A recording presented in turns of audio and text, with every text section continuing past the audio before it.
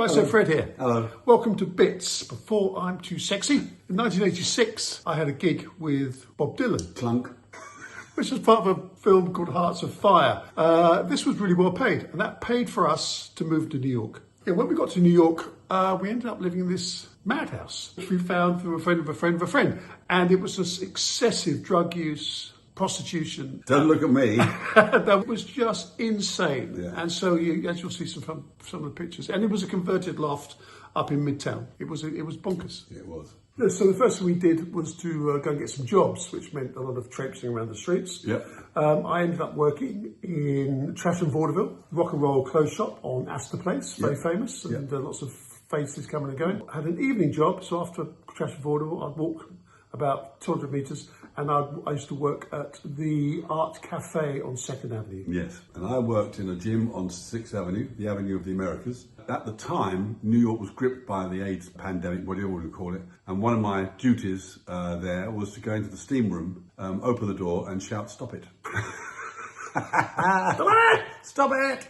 So that was my job, yeah. We started doing some shows. Well, the way we did the shows, and we didn't think about it at the time, was incredibly... We had no money.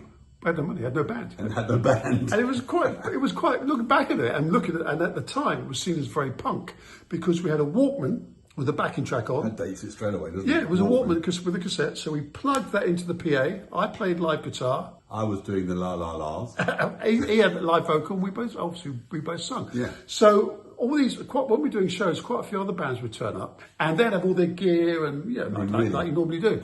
So they'd see us turn up, plug our Walkman in, and they thought we were mental. But we started getting shows, we started getting rebooked, so we played the Tunnel Club, we played the Knitting Factory, a bunch of bars on Bleecker Street and down in the Village. Also, I don't know if anyone for that period may remember, we played above a Indian restaurant in Times Square. At night it turned into a gig, so you had this sort of gig smelling of curry. She eventually got a write-up, but the write-up was pretty good, and we were doing loads of shows all over town. At which point we started getting phone calls. We were picked up by Bennett Glotzer. Yeah. Bennett Glotzer managed Tina Turner, Frank Zappa, Blood, Sweat and Tears, I think. And also at the time, I think he managed Gang of Four. Yeah. So Bennett was a bit of a player. So through Bennett, we then got signed to Capital EMI. Yeah. Started what was then called a development deal, which basically meant we worked, we saw the money. So our relationship with Capital EMI and Bennett Glotzer predictably hit the skids. Exactly. Great as New York was, we loved living there, we had a real blast, but was. basically the deal had gone south. Yeah. So we went back to London, and that's when we started Right So Fred.